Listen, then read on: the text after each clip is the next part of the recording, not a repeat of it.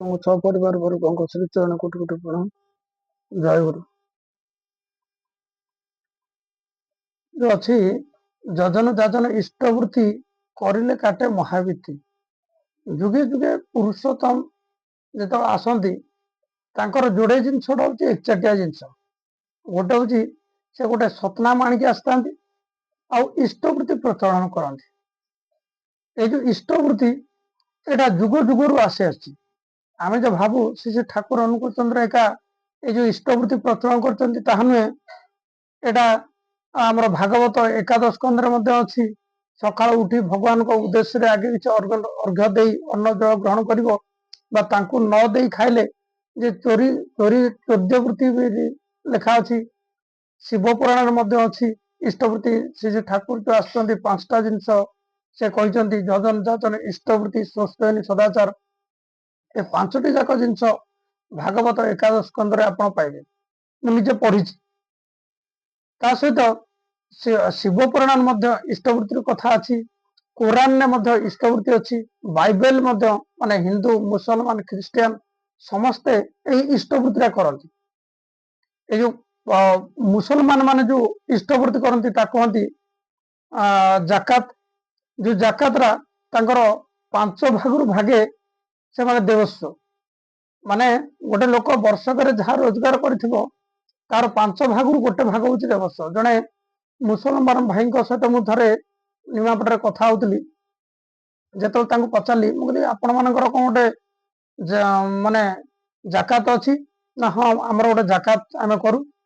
ଆଉ ଏପରିକି ଆମର ସୁନା ରୂପା ମଧ୍ୟ ଗୋଟେ ବର୍ଷକ ଭିତରେ ଆମେ ସୁନା ରୂପା ମଧ୍ୟ ଯାହା କିଣିଥାଉ ତାର 5 ଭାଗରୁ ଗୋଟେ ଭାଗ ହଉଛି ଦେବସ୍ୱ ଆମେ ଦଉ। ଆଉ ଯେତେବେଳେ ଖ୍ରୀଷ୍ଟିଆନ ମାନଙ୍କୁ ଯେତେବେଳେ ପଚାରୁଥିଲି ଖ୍ରୀଷ୍ଟିଆନ ମାନେ ମଧ୍ୟ କହୁଛନ୍ତି ତାଙ୍କର ଏଇ ଯୋଉ 10 ଭାଗରୁ ଭାଗେ ହଉଛି ଦେବସ୍ୱ, ଯୋଉଟା କି ଚର୍ଚ୍ଚାର୍ଡ। ସେମାନେ ଯୋଉ କରନ୍ତି ସେଟା କରନ୍ତି ଚର୍ଚ୍ଚାର୍ଡ। ତାର 10 ଭାଗରୁ ଗୋଟେ ଭାଗ ହଉଛି ଦେବସ୍ୱ। କିନ୍ତୁ ଆମର ଏଇ ଯୋଉ ଇଷ୍ଟବୃତ୍ତି ସେଇଥିପାଇଁ ଶ୍ରୀ ଠାକୁର କହୁଛନ୍ତି ଲକ୍ଷେ ଧନ୍ଦାରେ ମନଟି ବ୍ୟସ୍ତ ଇଷ୍ଟ ଧନ୍ଦା ଧରିଲୁ ନାହିଁ। ତଥାପି ଚାହୁଁଛୁ ବିଧିର ଦୟା ମତିଚ୍ଛନ୍ନ ବୁଝିଲୁ ନାହିଁ। ମାନେ ପ୍ରକୃତ ପକ୍ଷେ ଆମେ ଯେତେବେଳେ ଇଷ୍ଟଙ୍କୁ ଆମ ଜୀବନର ମୁଖ୍ୟ ନ କରିବା ତାହେଲେ ଆମମାନଙ୍କର ଜୀବନର କୌଣସି କାମ ସିଦ୍ଧି ହେଇପାରିବ ନାହିଁ। ସେଇଥିପାଇଁ ମଧ୍ୟ ସେ କହୁଛନ୍ତି ଇଷ୍ଟବୃତ୍ତି ଇଷ୍ଟ ମୁହିଁ ଦିଅ କରୋନା ସେଥିରୁ ବଞ୍ଚନା, ଅନ୍ୟକୁ ତାହା କରିଲେ ତା ଆସିବ ବିପାକ ଗଞ୍ଚନା। ମଣିଷ ଯେତେବେଳେ ଇଷ୍ଟବୃତ୍ତି ମାନେ ଇଷ୍ଟଙ୍କୁ ନ ଦିଏ, ଯେମିତି ଆମେ ଗୋଟେ କୁକୁର ବିଲେଇ ଘରେ ଯେତେବେଳେ ଆମେ ରହୁ, କୁକୁର ବିଲେଇ ଗାଈ ଗୋରୁ ଯାହାବି ଆମେ ପଶୁ ପକ୍ଷୀ ଆମେ ଯାହାବି ରଖୁ ସମସ୍ତଙ୍କୁ କିଛି ନା କିଛି ଆମେ ଖାଇବାକୁ ଦଉ ବୋଲି ସେ ଆମ ପାଖରେ ରୁହନ୍ତି। ଯେତେବେଳେ ଗୋଟେ ପଶୁ ପକ୍ଷୀକି ଆମେ ପାଖରେ ରଖୁଛୁ ତାକୁ ଖାଦ୍ୟ ଦଉଛୁ, ଯେ ମୋ ଜୀବନର ସର୍ବସ୍ୱ, ମୋ ଜୀବନର ସର୍ବୋଚ୍ଚ କର୍ତ୍ତା, ମୋ ଜୀବନର ପରମ ଉଦ୍ଧାତା, ମୋ ଜୀବନଟାକୁ ଯେ ନିୟନ୍ତ୍ରଣ କରୁଛନ୍ତି ତାଙ୍କୁ ଯେତେବେଳେ ମୋ ଘରେ ମୁଁ ରଖୁଛି ତ ତାଙ୍କୁ ମଧ୍ୟ କିଛି ଦବା ଆମର ଆବଶ୍ୟକତା ନା ନାହିଁ। ତେଣୁ ଇଷ୍ଟବୃତ୍ତି ହଉଛି କଣ ନା ୟାକୁ ପ୍ରତି ଉତ୍ସରୁ କରାଯାଏ। ଆଉ ଯିଏ ଯାହା ସାମର୍ଥ୍ୟ, ଏଇଟା ହଉଛି ସାମର୍ଥ୍ୟ ଯୋଗ, ନିଜ ସାମର୍ଥ୍ୟ ଅନୁସାରେ ଦିଆଯାଏ। ଏପରିକି ମଧ୍ୟ ସେ ଠାକୁରଙ୍କୁ ପଚରା ହେଇଛି ଜଣେ ଗୋଟେ ଜଙ୍ଗଲରେ ଅଛି ତା ପାଖରେ କିଛି ନାହିଁ, ତାହେଲେ ସେ ସେଠି କଣ କରିବ? ସେ ଠାକୁର କହୁଛନ୍ତି ଯେତେବେଳେ ସେ କିଛି ନ ପାଇବ ବାୟୁଟାକୁ ତ ଇଷ୍ଟବୃତ୍ତି କରିଦେଇ ପାରିବ, ଜଳ ତ ଇଷ୍ଟବୃତ୍ତି କରିଦେଇ ପାରିବ।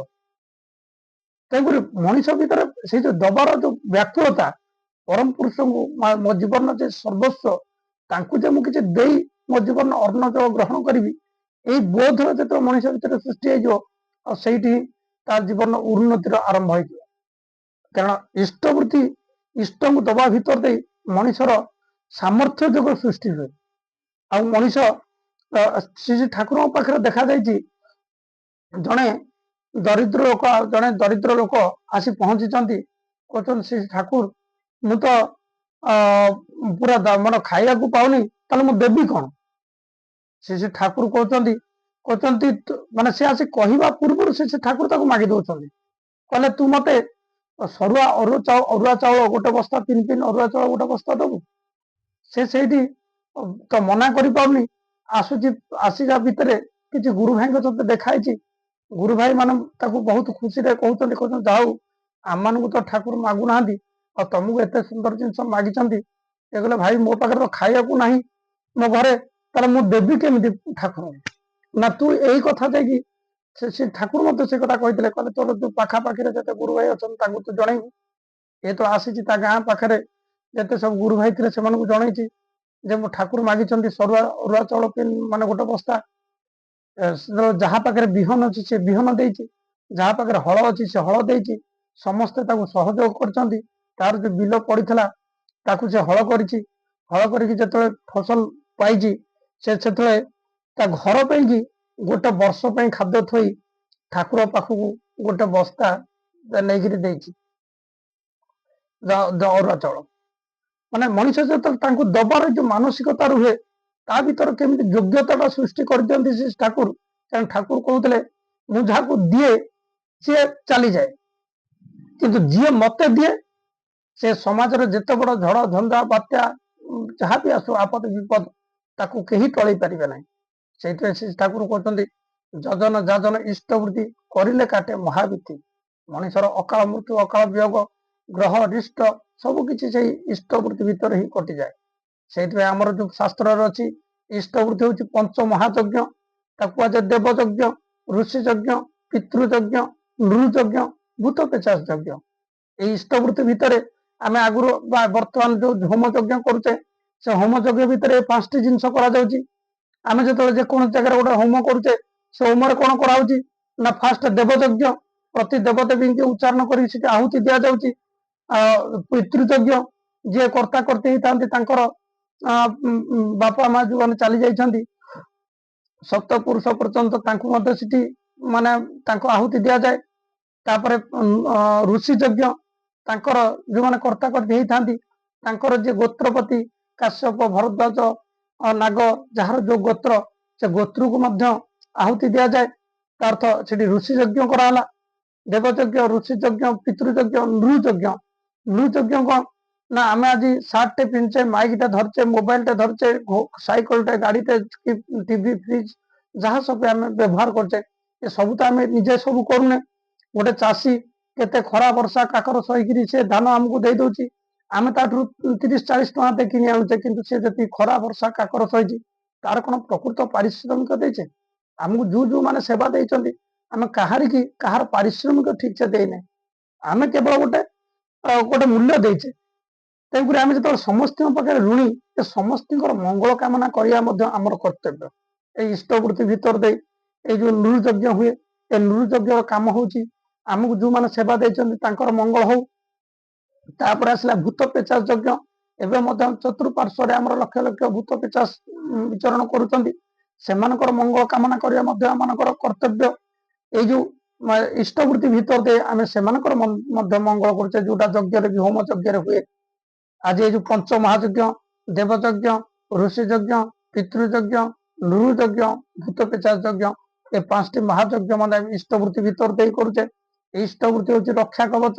ଏଇ ଇଷ୍ଟବୃତ୍ତି ସେଇଥିପାଇଁ ଶ୍ରୀ ଠାକୁର ତାଙ୍କର ବାଣୀ ଭିତରେ ବି ମଧ୍ୟ କହୁଛନ୍ତି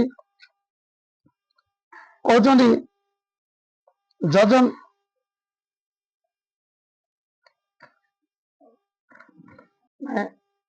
ଏ ଯୋଉ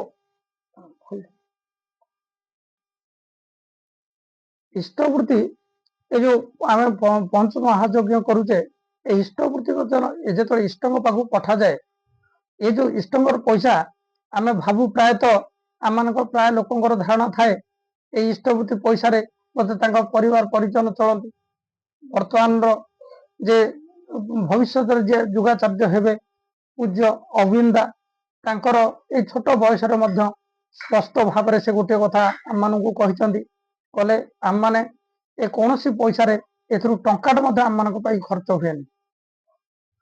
କାରଣ ସେମାନେ ମଧ୍ୟ ଏ ପଇସାଟି ଯାଏ ସାରା ବିଶ୍ୱର ମଙ୍ଗଳ। କାରଣ ସେ ଠାକୁର ଥିବା ସମୟରେ ଗୋଟେ ଆକ୍ଟ କରିଦେଇଥିଲେ, ସେ ଯୋଉ ଆକ୍ଟ ଭିତର ଦେଇ ଇଏ ପ୍ରତ୍ୟେକଟା ଅର୍ଘ୍ୟ ତାର କୌଣସି ଠାକୁରଙ୍କର ସପରିବାର ବର୍ଗ ମଧ୍ୟ କୌଣସି ମନ ଇଚ୍ଛା ମଧ୍ୟ ଏଥିରୁ ଟଙ୍କାଟେ ବି କାହାରି ପିଛା ଖର୍ଚ୍ଚ ହୁଏନି। ଏଇଟା ଯାଏ ଆମର ଯେମିତି ଏବେ ହେଇଥିଲା ଅରୁଣାଚଳ ପ୍ରଦେଶରେ ଗୋଟେ ବାତ୍ୟା ହେଇଥିଲା, ସେ ବାତ୍ୟା ପାଇଁ ମଧ୍ୟ 10 ଲକ୍ଷ ଟଙ୍କା ଦିଆହେଇଥିଲା। ଏହିପରି ଭାବରେ ବିଭିନ୍ନ ସାରା ପୃଥିବୀର ଯେତେ ସବୁ ଅସୁବିଧା ସୁବିଧା ଆପଦ ବିପଦ ହୁଏ ପ୍ରତ୍ୟେକ ଜାଗାରେ ଏଇ ଅର୍ଘ୍ୟ ସବୁ ଆଶ୍ରମ ତରଫରୁ ଦିଆଯାଏ।